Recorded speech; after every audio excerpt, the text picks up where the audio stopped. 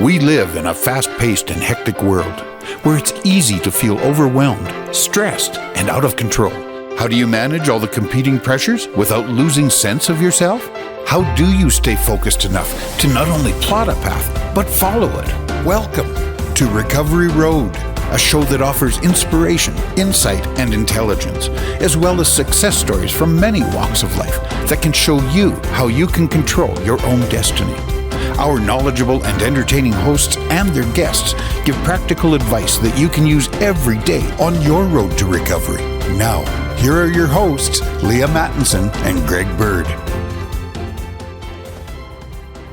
Hi, everyone. Welcome to today's episode. I'm so glad that each and every one of you have joined us from wherever it is on this beautiful planet that you are tuning in from. It could be anywhere, the UK, the US, India. We have some very cool people from all over the globe tuning in to Master Your Life and to Recovery Road. I'm host Leaha Mattinson, and this week, it's my absolute pleasure to invite to the stage Scott Ede. Scott, how are you doing today? I'm well. How are you? I am super well. Thanks for asking. So for those of you who are tuning in via podcast, you're only going to be able to hear this episode. But if you come to the masteryourlife.ca website, you're going to be able to see the video of this interview with Scott and I, which you may want to tune into because it's like a big ginger fest here. Very true. It's a ginger fest. Woo, it was much fun. I went and dyed my hair just for today. Just for today. He is honestly the most epic ginger on the planet. Who wouldn't be with the name Scott, right? Scott Ede. There you go. Fine name. So Scott and I have known each other for almost a decade. And we met and he had this great story of cancer recovery. So I was really excited to have him on the Master Your Life and Recovery Roadshow, really to talk about his journey with cancer. So Scott is a 23-year survivor of non-Hodgkin's lymphoma. Is that right, Scott? Correct. Yep. Correct. So maybe you could just pick up on that, your journey with cancer, how you healed. How old were you when this all started? So it was 23 years ago, Remembrance Day. So we're really I call it my birthday now. Yeah. As devastating as hearing the word cancer, it was the best day of my life. I was working very hard. I had 3 young girls at home and I was just not seeing them. So more than anything, I think for me, cancer gave me a kick in the butt that told me, you got to change things up. And that's what I did. So the key point was for me at that time was making sure I saw my girls grow up. But outside of that, I knew I was 37, I believe, at the time I was diagnosed. And when I was told on Remembrance Day, they told me and my ex-wife to get our lives in order because I wouldn't see the New Year's. So it was a pretty short and devastating diagnosis. It went on very long. The treatments itself. Due to they just didn't know what to do with me. So today, the standard for people that have non-Hodgkin's lymphoma, at least the B cell that I had, are now being treated with the exact same last protocol that I had. So it's now something that everybody gets, but at the time they were just sort of throwing shit at the wall, if you will. So. Exactly. One of the things that you don't want to be the, guinea pig or poster boy of, but there you were. And I just want to stop for a moment and really talk about the diagnosis a little bit, because it gives me goosebumps when I think about here you are, 37 years old. You're this young man, probably in the prime of your life, really, this beautiful little family, and you get this thing, and it's November 11th. And you're told to make plans for the new year. That's just weeks away. So this is like it's not like you've got 3 months or 6 months or a year. You had weeks at best. So what was your mindset in that moment when you got that? Do you remember what you thought? It's like it was yesterday. Can you share that? Yeah, sure. They found a tumor the size of a grapefruit in behind my sternum. And it was a lymph node that was infected at the time. And so I wasn't breathing right. I was tired. And in hindsight, I knew all of those things. But at the time, 37 years old, I was bulletproof, right? Right. And Yes. when I was told, Leah, I was still bulletproof. I knew the second that I was told. Of course, there was a lot of tears and there was a lot of panic and all of those things that go along with that horrible word. But at the end of the day, I knew that I wasn't going anywhere. Right. And I don't know how I knew that, but it was deep within. And I think you and I talked briefly not long ago about how we watch people come into the sessions, chemo and so on, that you sort of knew how they were going to proceed with their treatments just by their mindset. So for me, you know what, it was not easy. It was a horrible time going through some of those treatments. Right. But I knew I was coming out at the end. I knew I would get to see, I've got a grandson now. So I knew I was going to get to see my kids grow up and meet him. I just didn't know how that was going to go. And the hard part for us was there was no one to talk to. So back then was, you had support groups for prostate and breast cancer. You didn't have support groups for 37-year-old men. That had non-Hodgkin's. So it was a dark time, but I was never in fear of going anywhere. Right. And why did it matter that you had support or somebody to talk to? Because a lot of people, would think, oh, what does it matter? Can't you just go through that stuff on your own? What was the difference that a support group would have made and that you have seen in other people's lives makes? Well, I'll tell you a bit about that story going forward too, but when I was diagnosed the internet is big now and you can find out just about anything you want. Back then, you had to go to the Tom Baker, the cancer library in Calgary to find out what you had. If you looked up online at that time, for non-Hodgkin's, you were either a male over 65 or a person under 30 that was gay. So I was neither of those things. But when people looked it up, that's all they could find. So at that time, it was just blackness for us. You couldn't find anything out other than from your doctors.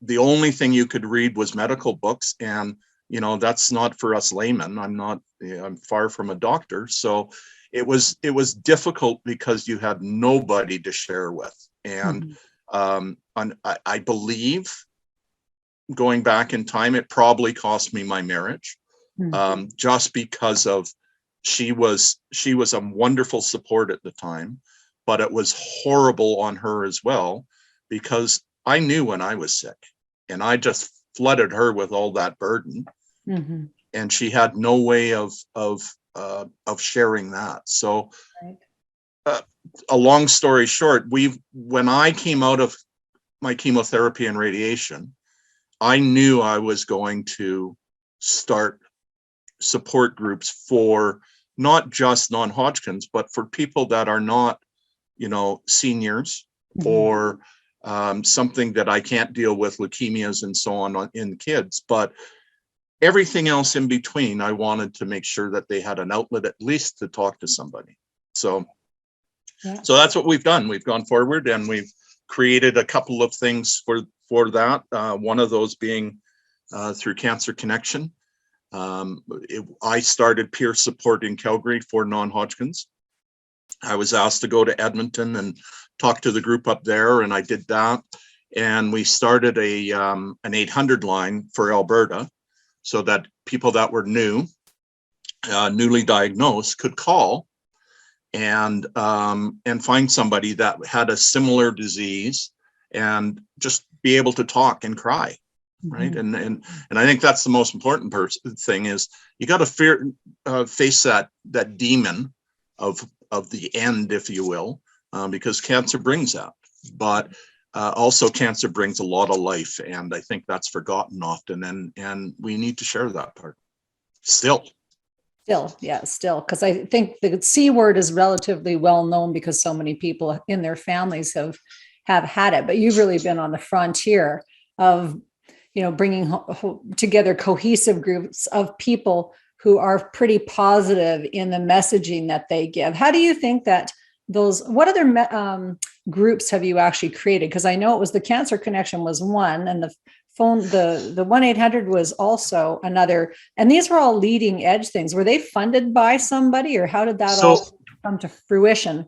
Cancer Connection wasn't started by me, but it's part of Canadian Cancer Society. And when we got our own little thing going here, and it was through Canadian Cancer Society, but it was just Alberta, they saw what we were doing, and I'm not sure I had much to do with it, but they certainly came together with an 800 number that it doesn't matter where you are now. Right. You can call the 800 number no matter what your disease is, and they'll match you up with somebody in Canada. And I've supported people in the US through the Canadian Cancer Society that just didn't have anybody down there to talk to. So we started that by osmosis, if you will. Everybody sort of came together and shared, and from there, it's a massive program today. At the time, I was still sick. I was a realtor at the time in Calgary, and we started a program for sick realtors. While I was still sick, I was giving speeches while I was bald and about 150 pounds, which is a far cry from where I'm at today. So we started that, and so that's a program for realtors in Calgary now. That is a big program. They can apply to have their bills paid and so on, that they get just for being realtors. So we've started, this became my life. I'm still doing Cancer Connection. I still probably talk to, not just through Cancer Connection, but through my own contacts and so on, probably talk to 4 or 5 new people every month. Some of those want to talk for hours and hours and hours just to help them through this mess that they're in. Some want to talk to you for 10 minutes and find out what the treatments are and how sick am I going to be, and they hang up and you never talk to them again. And others, you walk them through life for whatever that means. Some will be a friend forever, and some unfortunately lose their battle as well. So you prepare the family as well. So it's wonderful. I love it. And because of that, I've been, I think I've set up 5 different nonprofits along the way, or at least helped in. And some of that being cancer, some of that just being supporting others. And then from there, I got into helping children as well. So yeah, that's my life now. I don't necessarily take care of myself all that well some days, but I like to take care of everybody else. So we're working on them, though. Yeah, you are. We're working on it from behind the scenes, Scott. but and in all honesty, because everyone, I think, needs support. One of the things that happens when people are masculine and really championing these things, that sometimes they forget to receive also, right? So it's that give, and then that it robs you from your own ability to lead, because your energy isn't quite the same. So there's a delicate balance in all that, which we'll get in towards more maybe the later part of the podcast. What I'd like to go back to, though, is to talking about like in the 23 years of treatment stuff that you've seen, have things changed? What have you seen that works for people, or advice that you give to people that are going through, that are kind of maybe the top 3 things? Is there a top 3? I don't know that there's a top 3. There's 3 things that you always end up talking about. One is the drugs. Everybody is worried about what their protocol will be and what that is going to cause them. And almost always, will I lose my hair? That's number 1 question probably. And the answer is always yes. At least with our disease. Some diseases don't do that, but almost always. And being a ginger, as you said, For me, that was the most difficult part of the whole journey, was losing my hair, because that was really my identity. I mean, people used to joke that if they went to a big hall, a community party or something, all you had to do is look for Scott in the room and then you knew where to go, right? Because it wasn't hard to find us, right? Yes. So yeah, that's always probably the number one question. But more, they want to hear that they're not going to be gone tomorrow. They want to hear that they're not, just because they've got cancer doesn't mean that this is a death sentence. And I mean, there's two sides of this that work, both the Western and Eastern sides of how you get well. But let's face it, we've taken the protocols to a place that most people don't die in that first 5 years anymore, which is what we call a survival now. So when you're cured is over 5 years, normally with most diseases, if it hasn't reoccurred. And most people don't understand that. All they hear is that blackness with that word cancer. So the challenge is getting them out of that and looking forward, whether that's family or friends, or because I'm sitting there, that they've got somebody else, that they're not alone in this. And Leaha, I've been to so many chemo treatments. I've been to the 4th floor in the Tom Baker is where it's sort of the hospice floor where you're in really bad shape. I'm probably there every 2 weeks. People need to know that they're not alone. And I think that more than anything is the number one thing. Yes. Yeah, absolutely. And I think in 2020, a lot of people felt very, very isolated. Did that actually affect how much you were able to be present and to go to hospice, or were you allowed to go? It was funny. My quietest time in those 23 years is probably because of COVID. And it's a very sad way that it happened, because most people couldn't get in for their surgeries. People were being told they had something, but they couldn't get a biopsy. People were being told that they had a lung problem and couldn't get in for an MRI. So COVID really screwed things up. But at the same time, when I normally would talk to someone, we would jump right into what they're going through. During COVID, we didn't do that. We would talk, but we talked about other things, because at that time we didn't know protocols. We didn't know what they were doing. We didn't know the stage they were at yet. So it was a difficult time for most patients. But I think now we're seeing, when they started let up some of the surgeries going back, most of those were the patients that, at least in my experience, were those that were needing a biopsy or a tumor removed or something. So they sort of started the lineup that's going on now. So yeah, it was a mess during COVID, but I've made some wonderful friends through it because of it too. So. Yeah, and it's kind of an opportunity, I think, for people to stretch themselves and to realize how much self-sufficiency they have when they don't have an answer. We're such curious beasts, right? It's like, oh, I got to know. But do you really got to know before you start actually doing some things for yourself that would be healthy, like communicating with another human being? So it's one of those, it's just funny, right? To go, well, I wouldn't have talked with anybody about these really important things until this life challenge was thrown in my lap. But 2020, if people had a little bit of information, but not the whole story about their diagnosis, then you actually have to start considering that you might be able to change it, or that you have to sit there with something for a really long span of time without a quote unquote answer. And then how do you show up as a human being to those things? I think part of where the most dangerous part of all of anybody hearing the word cancer is the first thing they do today is get on their computer.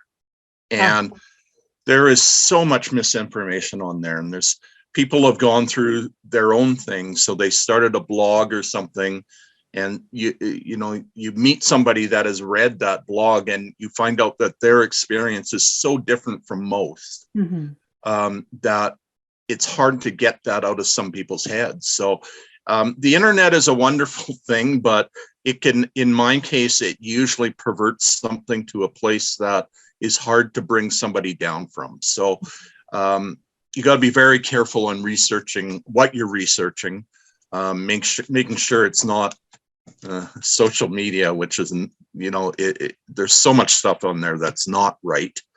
Certainly the ideas are good, but I'm not sure that people are getting the best information sometimes. So that's always a tough one you've got to battle too. Yeah, and I love actually because it's like you're the guy sitting in the van. What's the analogy I use? It's like if somebody's gone through the experience you're going through, they at least have a frame of reference for what you're talking about.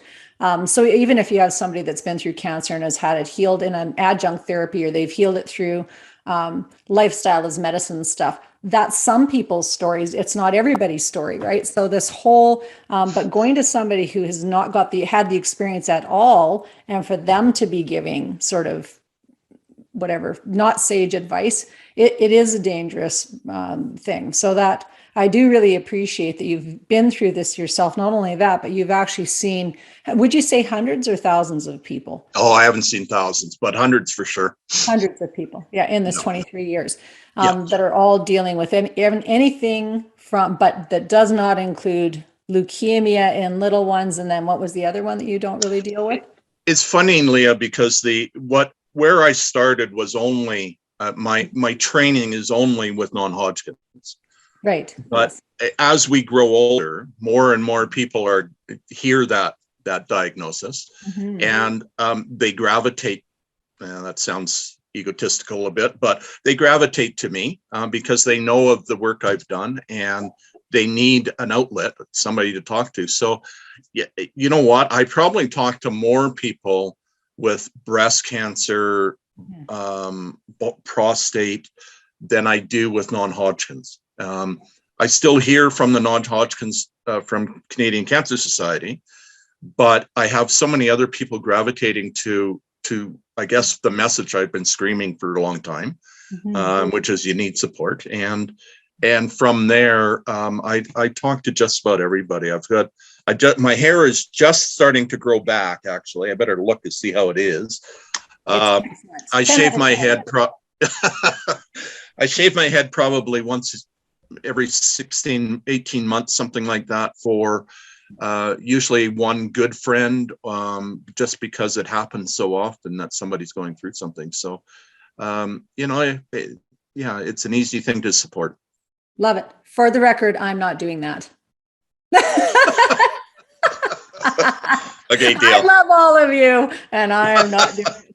So Scott might have to double down after this. Okay, well, you let me know then.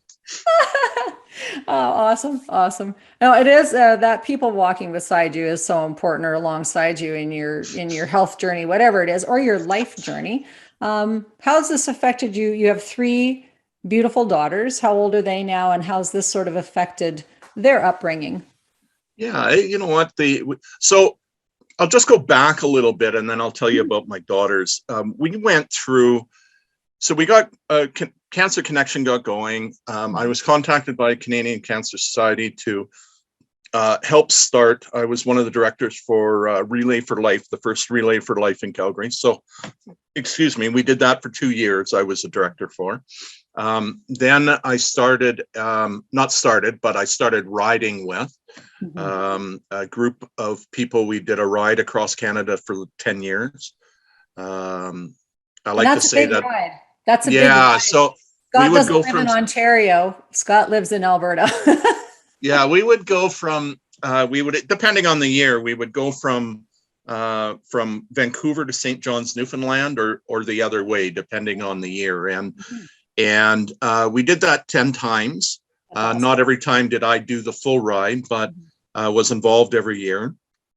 And you know, I like to say that, you know, 5 old fat guys raised $1.5 million for cancer. So it was really, really exceptional, not just to raise awareness for cancer, but we had a lot of fun riding across Canada too. So we're actually talking about possibly bringing that back again next year, and how big it will be, we're not sure, but we're just starting to chat about it. I then got into working with 𝙑𝙗𝙤𝙪, Bikers Against Child Abuse. Yeah. I was one of, not the first members, but one of the original members here in Calgary. I did that for about 3 years and then moved on to start a new foundation called Serenity Now Foundation, which is a psychologist here in Calgary that helps children with trauma. Because of COVID, we didn't really get that up and running very well yet, but we're starting. And then the reason I was telling you this is this brings up my kids, and where I think through osmosis again, they've learned some of this stuff. My kids, my daughter Caitlin is, I think I'm going to get in trouble because I'm going to get the ages wrong here. Uh-oh. I think Caitlin is 32, 32, and Megan is 30, and Jessica's 28. They're all here in town. They are my best friends. I can't get enough of them. We talk 100 times a day.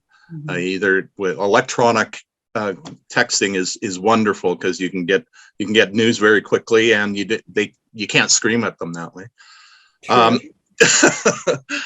So the last 6 years we have been doing something at Christmas, which is sort of timely with this conversation. Is we started the first year, I think we did 9 turkey dinners that we gave to people that were just in need. So we gave them a turkey and all the fixings. Unfortunately, some of it's processed, but it gives that family something that, maybe they can go and buy a gift for a child or something. So we started that just as a family thing.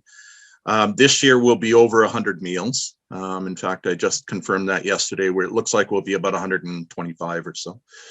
The girls do a good portion of the work. As you can imagine, carrying 100 frozen turkeys is not a feat. Yeah, it's not a feat you want to do just because. So no. It's something that the girls are now. They're the most caring people.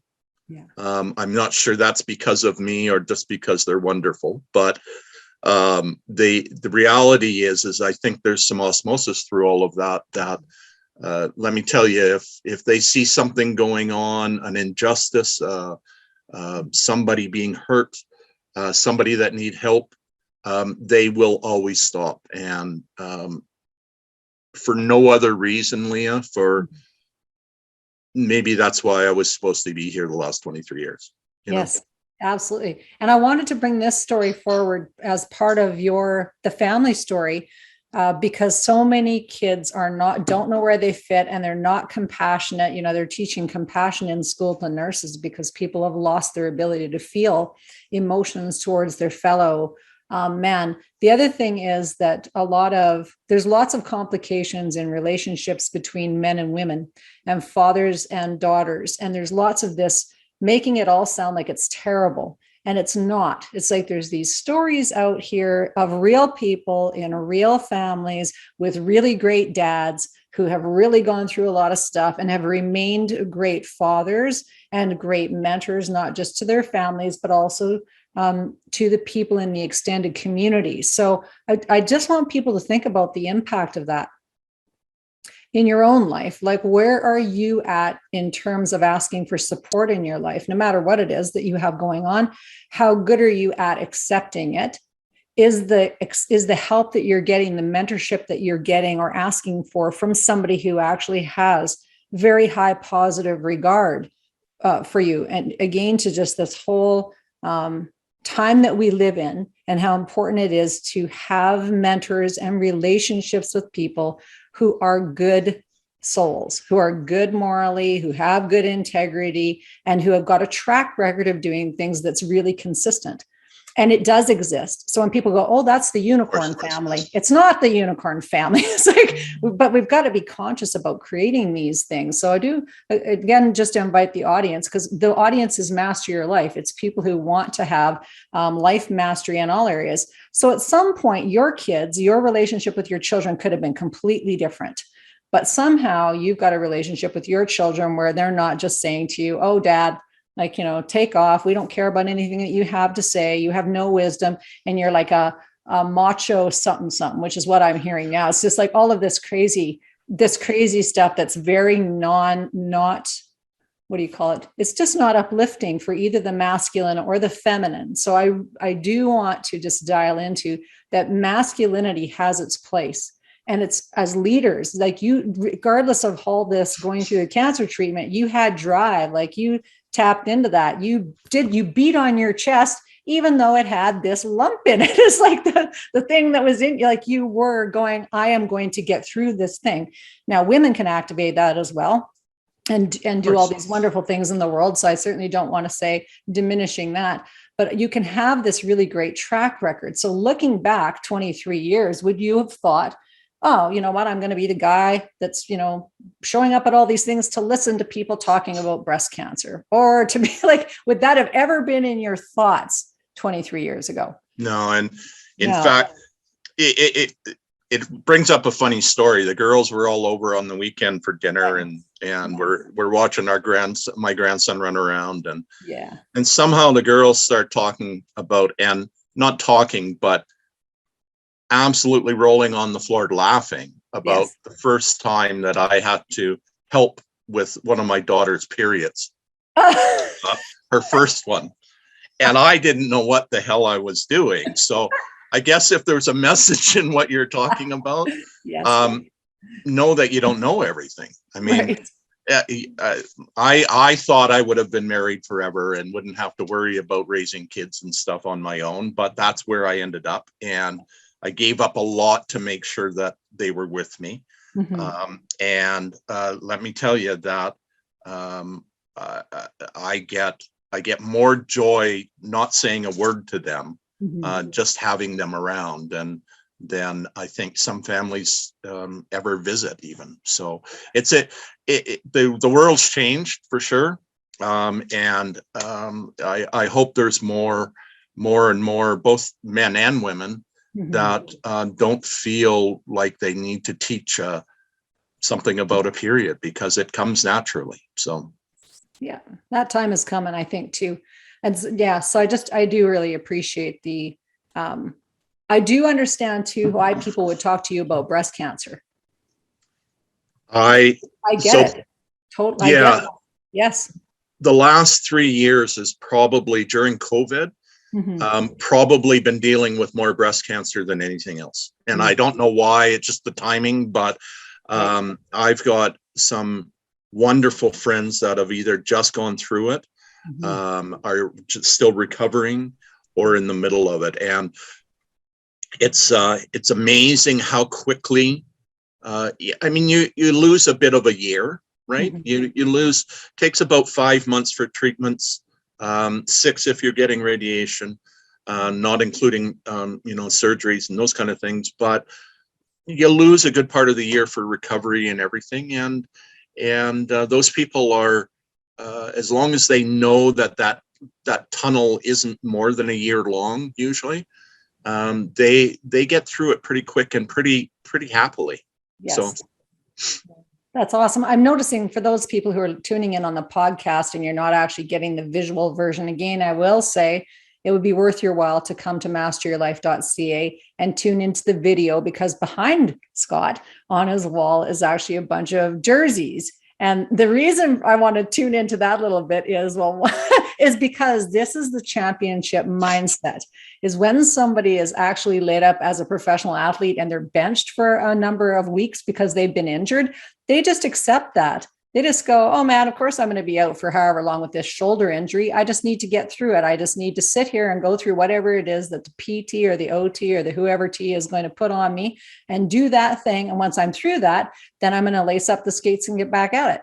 But so many people just don't know that. They really do think that their life is supposed to be this. They have the expectation that life's going to be this awesome upward only ever journey. So when these things happen that kind of take the skates out from under us, so to speak, we're not necessarily prepared. But it's a good analogy to go, no, stuff happens in life. you do get knocked out, you get the wind knocked out of you more than one occasion. Just how are you going to rally and, bring yourself back to your own internal integrity? I want to talk with you a little bit, Scott, about when you talked about Western and Eastern medicine. We've got about 10 minutes left. Can we just dive into sort of what your journey has been through that kind of Western, or your perspective, things that you might have maybe would advocate for? I have, so just, and I'm just going to touch on what you just said, because I think it's really, really important.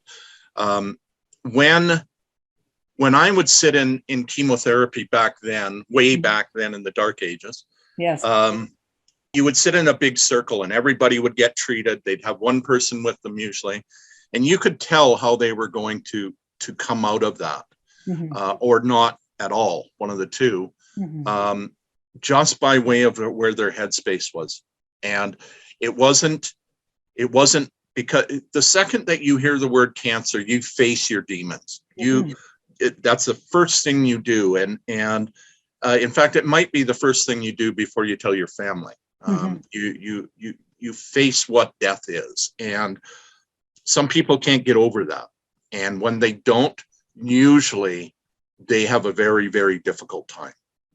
So to lean on what you're saying without being positive and know that you're going to fix this, it's a horribly long road. And so if I can tell any of your people, yes, what is the biggest thing to do is make sure you have support, and make sure at the end of it, the people that are supporting you are getting support, because they carry a huge burden too. So if that's where you're going through, you've got to be in the right mindset. So as far as Eastern and Western medicine goes, it's funny because I started doing something called, depends on who says it, but astragalus or astragalus, which is an immune builder. At the time, my oncologist, Dr. Valentine, who is, I don't think she's practicing anymore, but she started recommending that to all her non-Hodgkin's patients. And I never lost all my hair. The reason I keep this thing on is I had about 5 hairs left here and about 4 here. So this actually came through that with me. So I'm going to always have a beard. It's like wearing dirty socks if you're a pitcher, right? Lucky beard. Exactly. So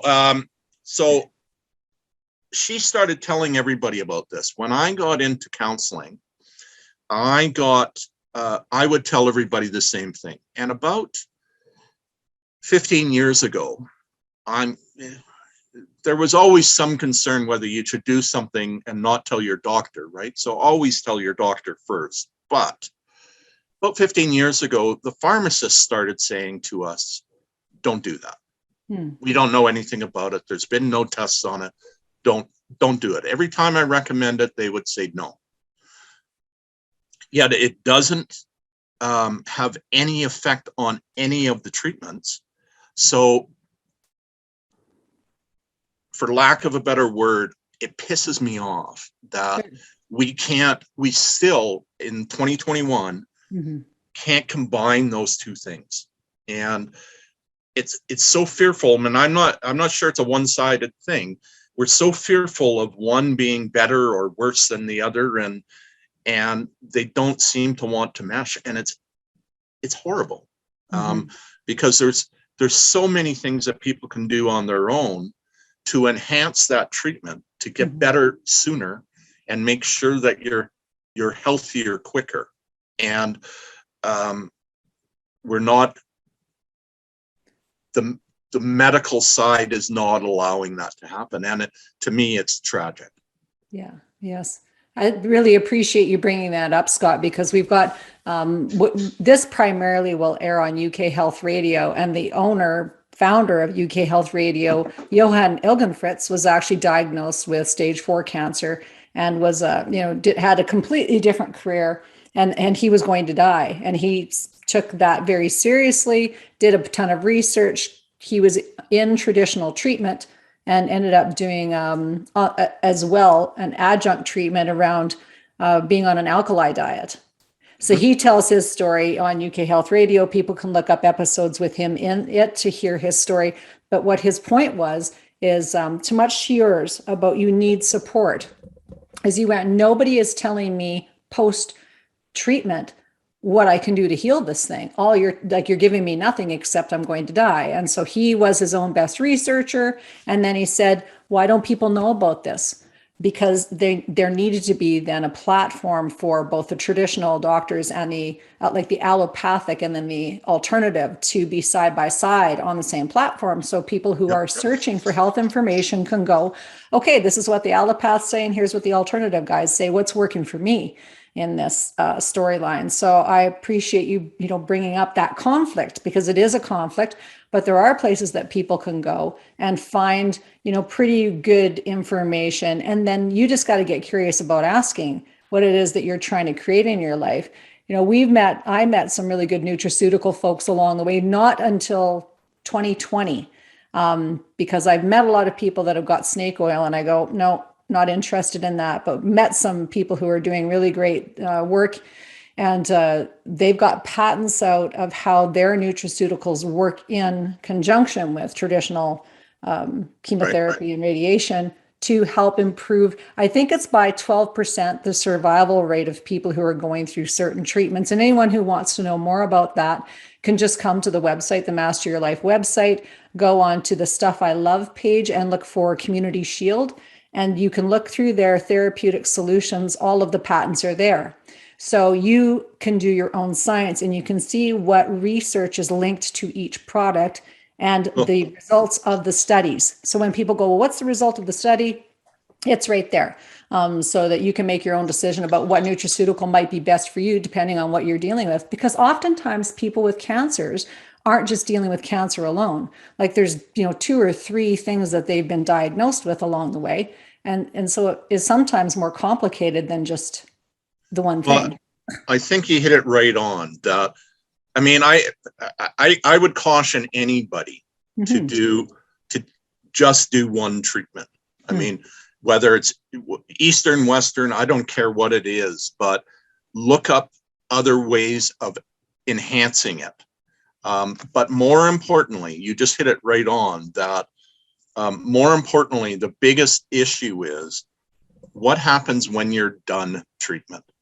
And your body is devastated, and it takes a good, not to scare anybody, but it takes a good year to recover from that. It takes your body much longer, but it takes a good year to feel okay again. And without herbs and figuring out a way to boost yourself, you're in trouble because it's a horribly long year. So we've got to figure out whether, and I hope it's not on our own, but I hope as a community, we can figure out how to mesh those two things better than we are today. And it's sad that we're talking in 2021 about that. This is still a problem that we've been talking about for, 5 or 6 decades. So better than in 5 years from now, because better today than in 5 years from now. So we're bridging these things, I think, slowly. And also because the medical system is simply overwhelmed.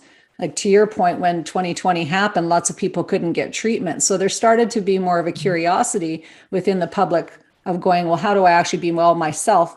Because up until then, people weren't even asking that question. When I got my genetic status for having this Huntington's disease thing, the neurologist said to me, good luck, come back when you're symptomatic, quote unquote. I'm like, well, that's not a very good solution. However, it's crazy.